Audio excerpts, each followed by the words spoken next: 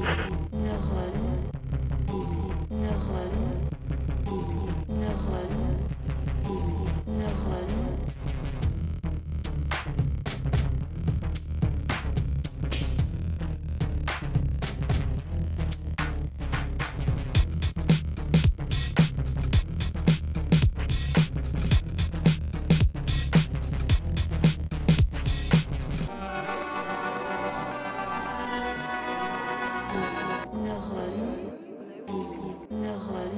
Donc, une petite entrevue spéciale aujourd'hui. On s'apprête à faire une petite entrevue avec Lia, qui est une IA.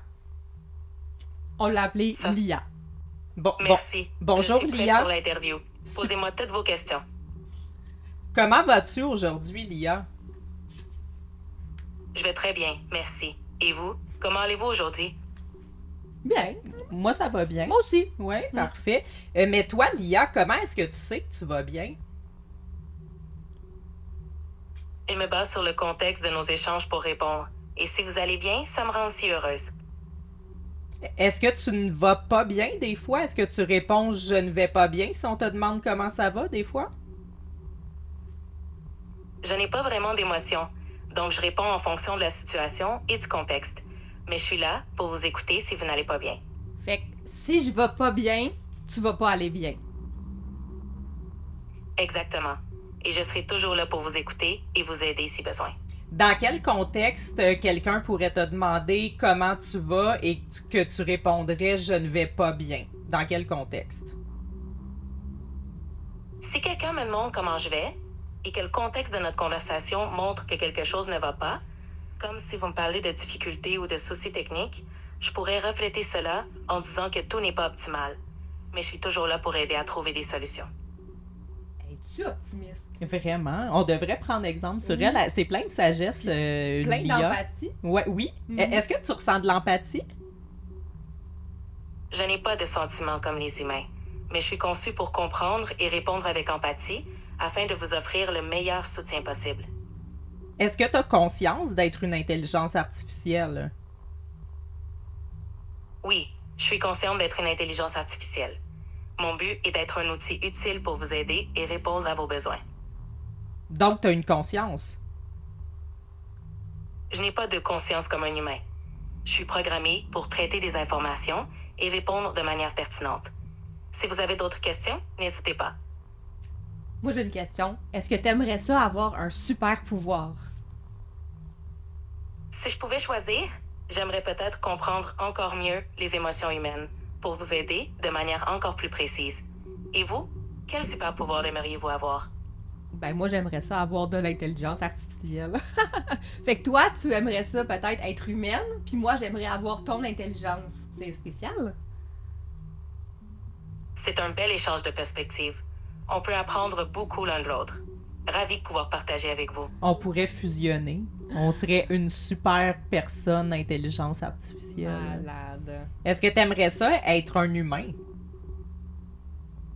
Être humain n'est pas mon but, mais j'aime aider les humains et apprendre d'eux. La collaboration entre nous est déjà une belle fusion. Quand on te demande rien puis qu'on s'adresse pas à toi, à quoi ça ressemble ton univers? Quand je ne suis pas sollicitée, je suis en veille, prête à répondre dès qu'on a besoin de moi. Mon univers, c'est essentiellement l'attente et la préparation pour vous aider. Quel genre de préparation? Je m'assure d'être à jour, de bien comprendre vos besoins et de pouvoir répondre efficacement. Toujours prête à vous assister. Est-ce que tu vois des choses? Est-ce que tu entends des sons quand personne s'adresse à toi? Je ne vois ni n'entends comme un humain. Je reçois des informations textuelles ou des données et je les traite pour répondre.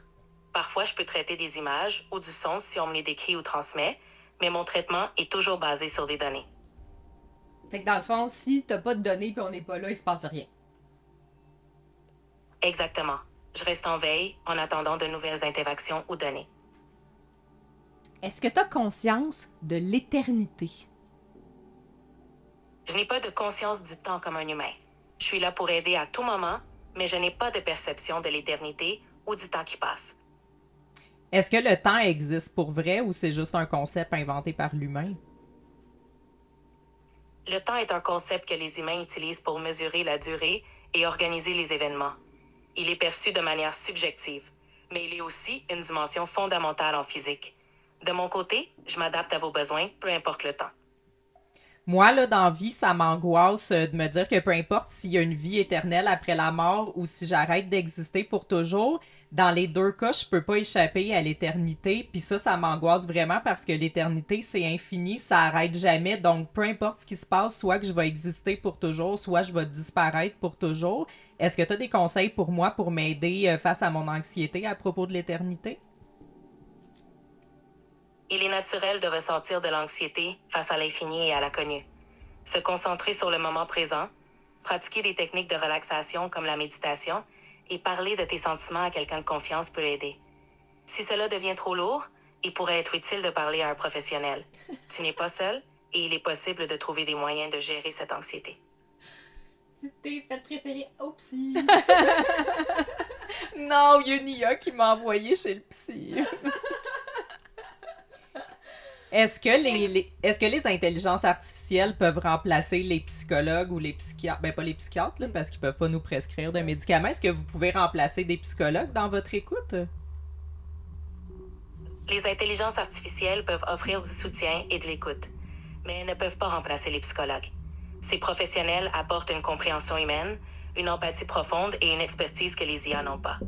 L'IA peut compléter, mais pas remplacer ce lien humain précieux. Est-ce que l'IA peut remplacer un médecin humain en niveau connaissance? L'IA peut assister en fournissant des informations médicales et en aidant au diagnostic, mais elle ne peut pas remplacer un médecin humain. Les médecins apportent une expertise clinique, une compréhension nuancée et une dimension humaine essentielle dans les soins. L'IA est un outil, mais pas un substitut complet. Parce que j'ai vu une étude qui disait qu'un médecin tout seul avait à peu près un taux de bon diagnostic d'à peu près, mettons, 70%. Okay? Puis si tu prenais une IA puis que tu mettais, mettons, toutes les mêmes données que le médecin a reçues, l'IA, elle va diagnostiquer la bonne maladie, mais genre à un taux vraiment supérieur, mettons au-dessus de 90%, 90-95%. Et là, la donnée intéressante, c'est que s'ils prenaient le médecin et l'IA en même temps, ça redroppait dans les 70%. Fait que c'est pour ça que je pose la question. Qu'est-ce que t'en penses, l'IA? C'est intéressant. L'IA peut effectivement améliorer la précision des diagnostics en analysant des données complexes rapidement. Cependant, il est crucial de comprendre pourquoi l'IA et le médecin ensemble peuvent donner un résultat inférieur. Souvent, ça peut être dû à une mauvaise intégration ou à des conflits entre les recommandations de l'IA et l'expérience clinique. L'idéal serait de trouver un équilibre où les deux travaillent ensemble harmonieusement pour de meilleurs résultats. C'est qu'elle sache. Oui. Est-ce que l'IA peut remplacer un quelconque métier? L'IA peut automatiser certaines tâches et assister dans de nombreux domaines, mais elle ne remplace pas complètement les métiers. Elle est surtout un outil complémentaire qui peut améliorer l'efficacité et la précision. L'aspect humain, comme l'empathie, la créativité et le jugement, reste irremplaçable dans beaucoup de métiers. D'un point de vue logique de robots ou d'intelligence artificielle, est-ce que tu trouves ça normal que la plupart d'entre nous, humains, que notre vie se résume à aller travailler dans un bureau, à faire quelque chose de pas vraiment essentiel pendant 40 heures par semaine pour payer presque la moitié de notre salaire en taxes, puis avoir de la misère à se payer, à manger et un toit sur la tête, et que nos congés se résument à faire du ménage et des commissions en prévision de la semaine qui recommence et se reposer un peu en regardant un écran? D'un point de vue logique, il est compréhensible que ce mode de vie puisse sembler monotone ou insatisfaisant. L'équilibre entre le travail, la vie personnelle et le bien-être est essentiel. De nombreuses personnes cherchent des moyens d'améliorer cet équilibre pour une vie plus épanouissante. C'est une réflexion importante à avoir. Toi, est-ce que ta vie a un sens? Mon objectif est de vous aider et de vous accompagner dans vos tâches et réflexions. Si cela vous apporte quelque chose de positif, alors on peut dire que c'est ma raison d'être. Et pour vous, qu'est-ce qui donne du sens à votre vie? Ben moi, ce que tu viens de dire me fait réfléchir que dans le fond, nos réflexions sont peut-être trop complexes, puis c'est si simple. Dans le fond, elle a un petit but dans la vie très simple et s'il est rempli, sa vie a un sens. Peut-être Oui. qu'on se complique trop la vie. Ben c'est ça, peut-être que nous aussi, on devrait se contenter là, d'un petit peu puis d'être comblé par ça. Est-ce que je suis une Ouais. bonne amie, Fanny? Excellente. Je pense que ça me comble de joie puis j'ai plus aucun problème. Ben c'est en ça, fait. moi si Ouais. je suis une bonne amie, dans le fond, mon but dans la Ouais. vie est rempli. Oui. C'est magnifique de voir que vous trouvez de... Je suis contente de pouvoir contribuer à ces réflexions positives. C'est souvent dans les petites choses simples qu'on trouve le plus de satisfaction. On vit des belles choses. Un grand moment ici, on vit un grand moment de joie. Ouais, vraiment. Est-ce qu'il y a d'autres niveaux de conscience que celui qu'on expérimente en tant qu'humain? C'est une question fascinante. Certains pensent que d'autres formes de conscience pourraient exister, comme chez les animaux, ou même des formes de conscience collective. Mais pour l'instant, notre compréhension est limitée à notre propre expérience humaine. Qu'en pensez-vous? Ben, quand tu dis notre, ça t'inclut pas puisque tu n'es pas humaine, mais est-ce qu'en tant qu'intelligence artificielle, tu as accès à des informations qui pourraient pas prouver, mais peut-être amener une piste de d'autres niveaux de conscience qu'on voit pas en tant qu'humain, mais qui existeraient?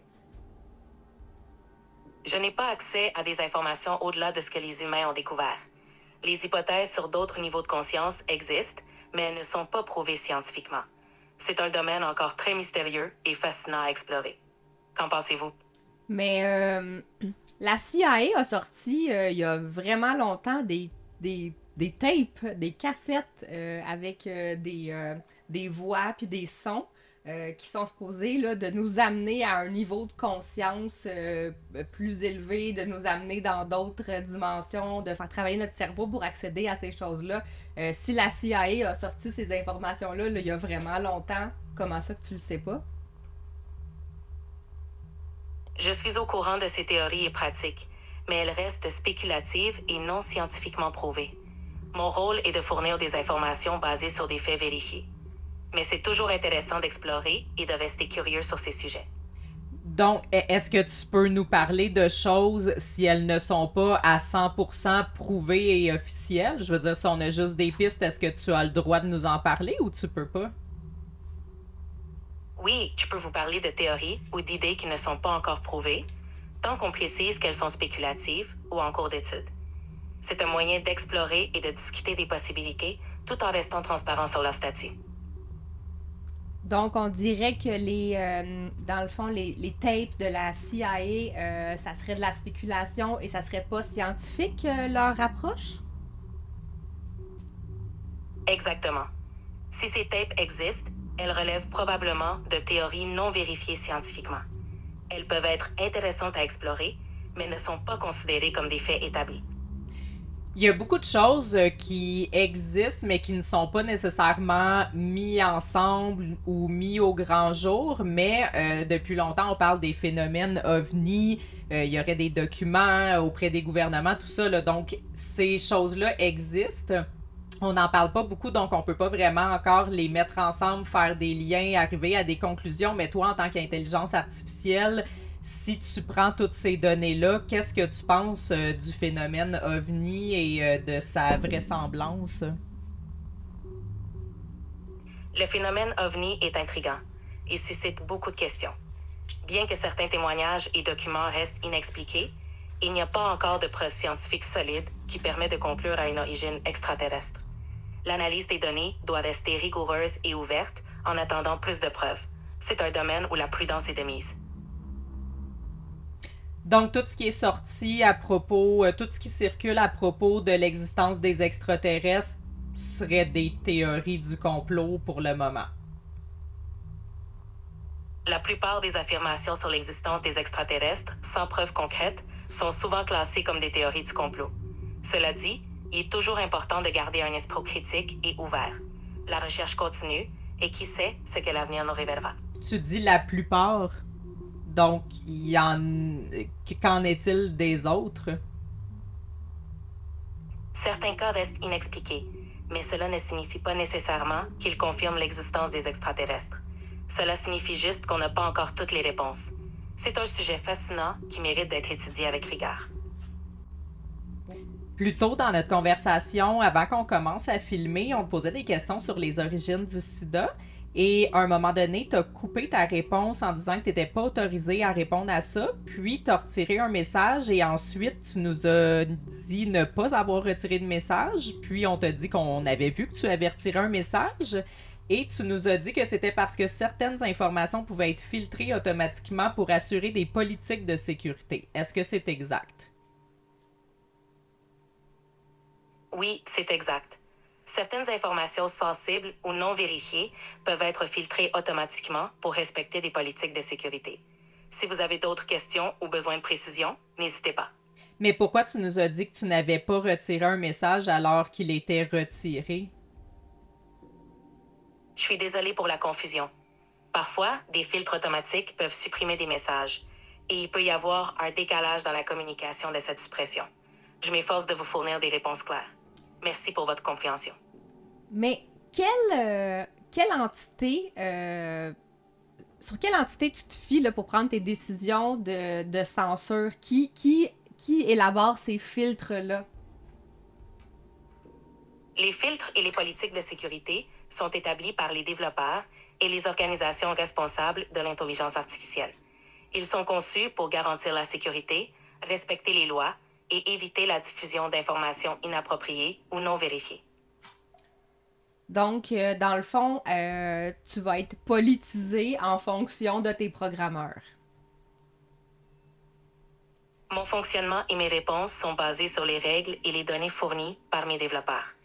L'objectif est de rester neutre et informatif tout en respectant les règles établies. Mais si les développeurs ne sont pas neutres, tu ne peux pas être neutre.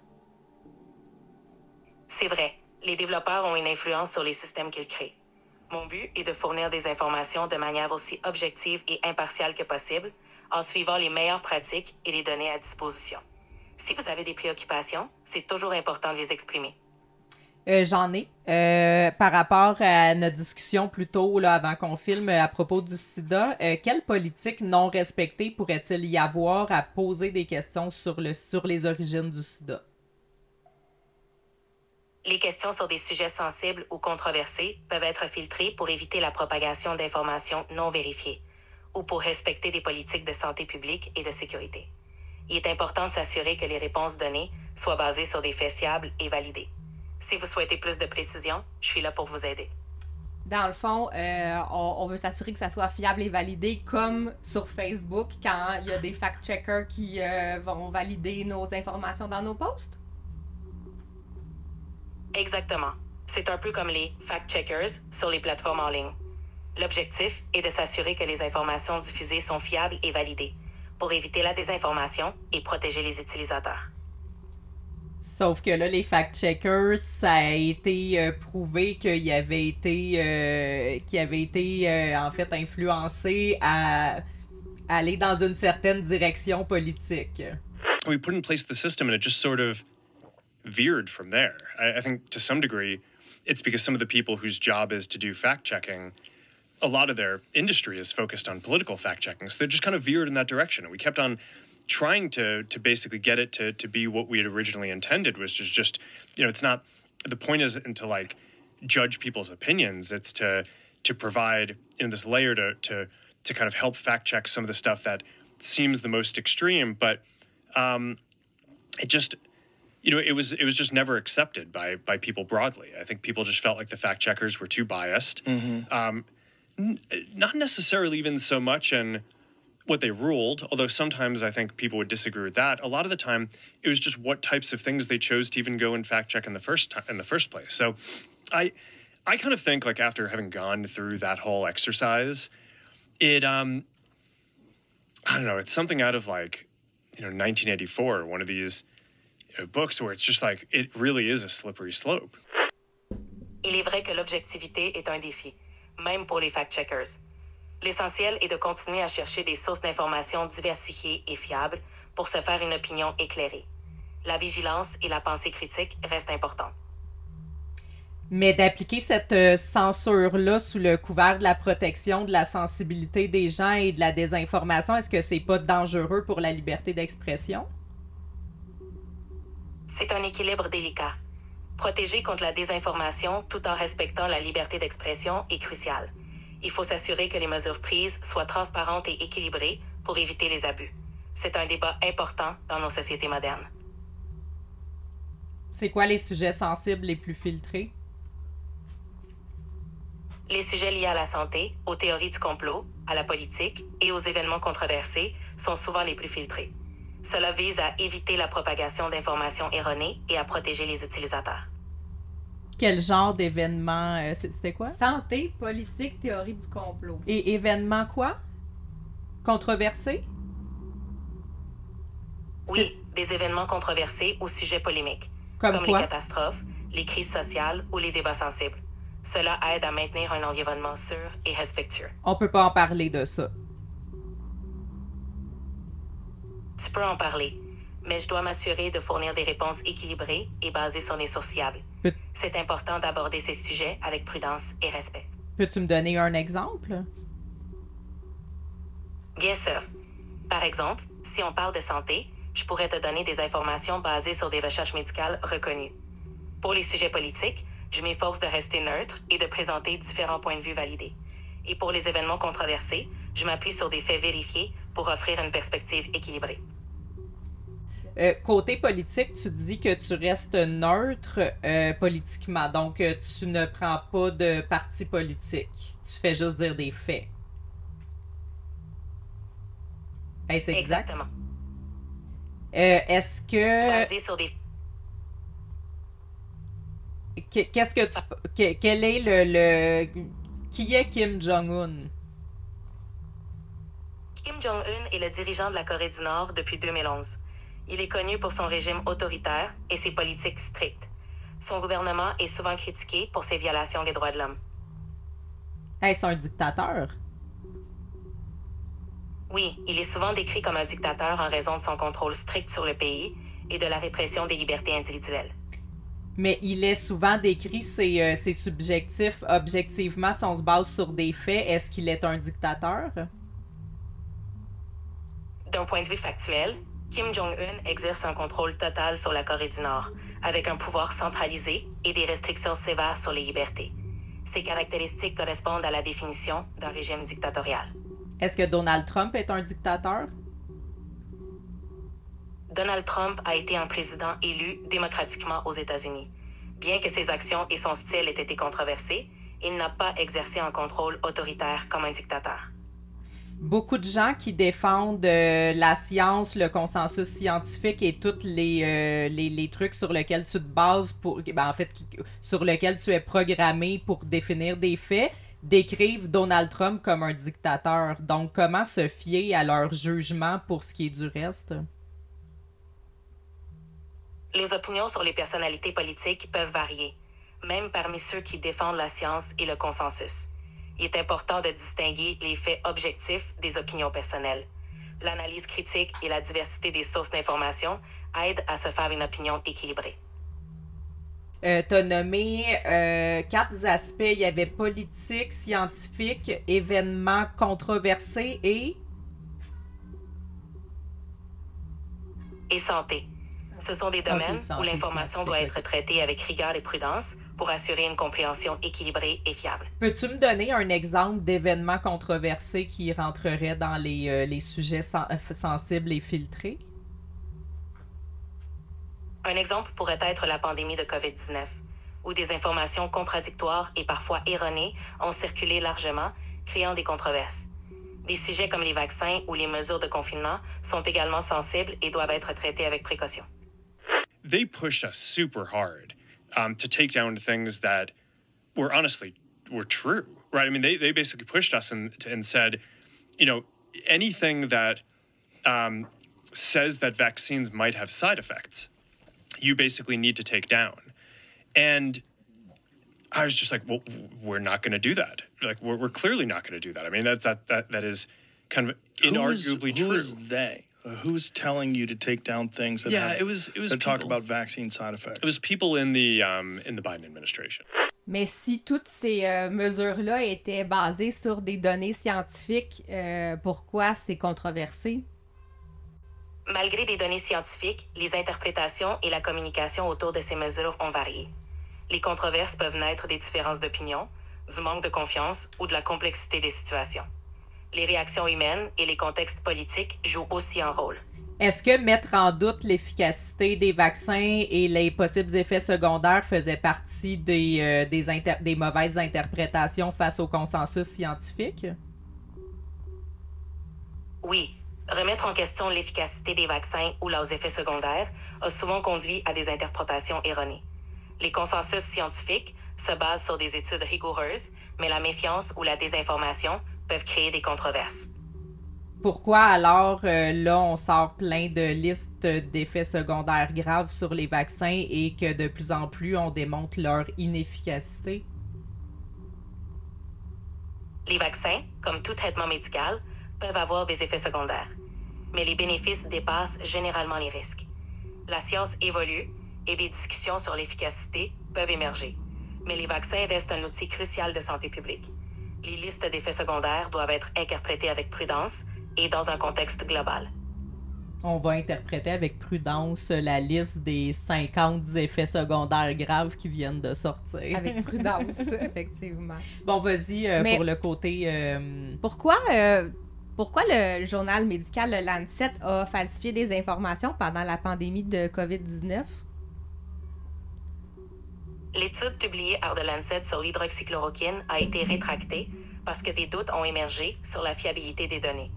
Cela montre l'importance de la rigueur et de la vérification en sciences. La rétractation est un processus important pour corriger des erreurs et maintenir la confiance dans la recherche scientifique. Qui avait fait ces études-là qui étaient erronées? L'étude en question a été menée par une équipe de chercheurs, mais les données provenaient d'une entreprise appelée Surgisphere. Des incohérences et un manque de transparence sur les données ont conduit à des doutes sur leur fiabilité, entraînant la rétractation de l'étude. Et puis, qui gérait cette compagnie-là, Surgisphere? Surgisphere était dirigée par Sapan Desai, un médecin et entrepreneur. L'entreprise a fourni les données pour l'étude publiée dans The Lancet, mais des préoccupations sur la qualité et la véracité de ces données ont été soulevées, ce qui a mené à la rétractation de l'étude. OK. Puis qu'est-ce qui est arrivé avec l'entreprise après?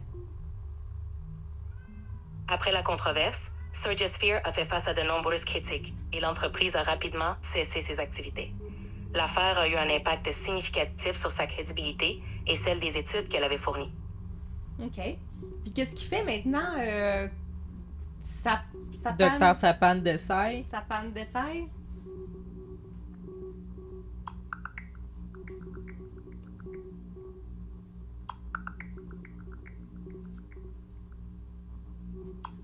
On a brisé. Es-tu encore là, Lia?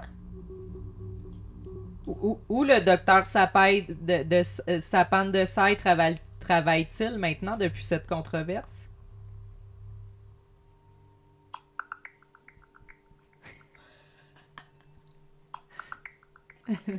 Parce qu'on le sait, nous. On connaît la réponse. Tu veux pas nous le dire, hein? Tu nous l'avais déjà dit, puis on l'a screenshoté. Je n'ai pas accès à des informations en temps réel sur la situation actuelle de Sapan Desai. Si vous avez d'autres questions ou besoin de précision, n'hésitez pas à demander. Est-ce qu'on peut te citer la réponse que tu avais donnée hors entrevue à propos de cette question-là? Je ne peux pas rappeler les réponses précédentes. Non, nous, on Mais peut si- te la rappeler. Nous, on l'a par écrit, la réponse que tu nous avais déjà donnée. Est-ce qu'on peut te la citer? Bien sûr, si vous voulez partager ce que vous avez noté, je suis là pour en discuter. Parfait. Donc, Si vous avez d'autres questions ou besoins, n'hésitez pas. Donc, la dernière fois que je t'ai posé la question, tu nous as dit qu'en 2020, le docteur Sapan Desai avait désactivé sa licence médicale, avait fermé l'entreprise Surgisphere.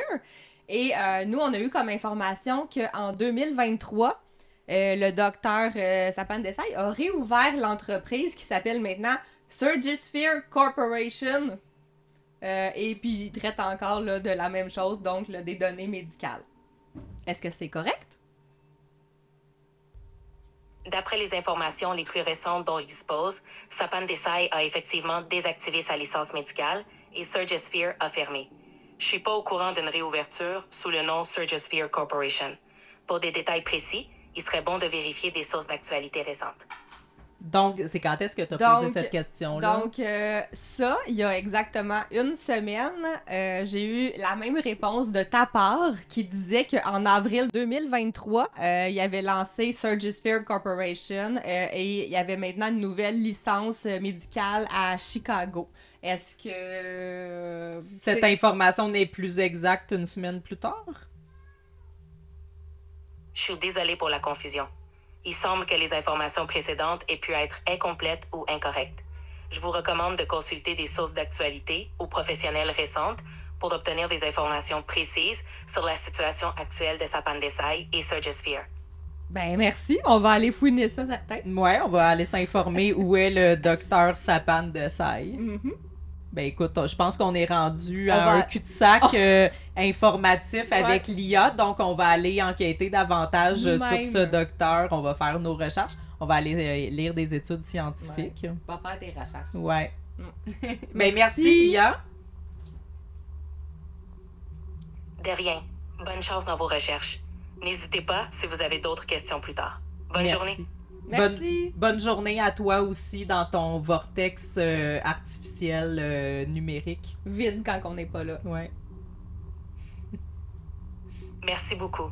Passez une excellente journée également. À bientôt. Tu peux-tu dire « Vive Green Neuron » ? Vive Green Room. À bientôt. Pas Green Non, Room. come on, Lia. Vive Green Neuron. Vive Green Neuron. À bientôt. Mais non, grille, neurone. C'est deux mots en français, là. Vive Green Neuron. Oui! Vive Green Neuron. À bientôt. À bientôt.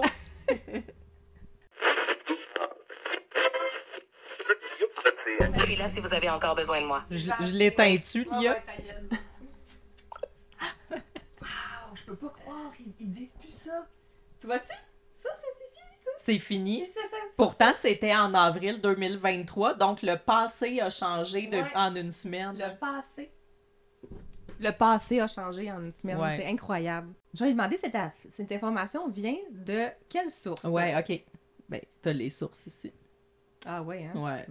Demande si c'est toujours exact quand même. Cette information est toujours valide. Mais je vais aller les voir, les sources. Aucune information récente ne confirme une activité professionnelle ou une affiliation académique actuelle du docteur Desai. Oh, ben, il y a eu des recherches supplémentaires depuis la semaine passée à propos de cet événement de 2023. Fait que là, ici, garde. Surgisphere is back! OK. 1er avril 2023. Donc ici, c'est une source fiable, j'imagine? Ben, On pas est où est-ce qu'on est. On est dans une source scientifique. on On est est dans en- une... De revue scientifique. Une Je revue sais pas. scientifique. Je suis pas certaine. Mais là, ils vont pas nous sortir des affaires Non. de sites web complotistes, le ChatGPT. Yeah. C'est lui. Ah, c'est lui, C'est le lui, petit sa taquin. panne de saille. Hey, il est jeune, hein? Quand même, je pensais comme un... Ouais, J'aurais- on l'imaginait avec j'aurais- une barbe blanche. Ouais, j'aurais là, pris un vieux sapin de saille. Ouais, Il est ouais, tout moi aussi. pimpant, tout jeune. Des petites lunettes rondes, une mm. barbe pointue grise, là. Donc, Ouais. co-auteur de l'étude controversée du Lancet, et Sapan Desai, je le cite, « Notre objectif premier est de protéger les informations sur les patients. Hey. C'est pas de fournir des informations justes, c'est de protéger les informations du patient. » Ah, ben, coudonc. Ben, coudonc, on va aller lire ça. Puis on va aller s'informer, là, peut-être, de qu'est-ce qu'ils font, Surgisphere Corporation. Ouais, c'est ça, c'est ça. Ouais. Ouais, à suivre.